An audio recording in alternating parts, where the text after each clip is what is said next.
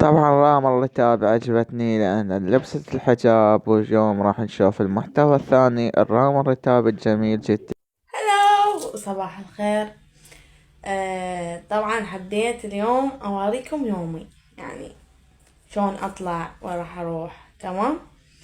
استوني قعدت من النوم والسباحة كملت، راح نبلش مكياج سوا. يلا تعالوا.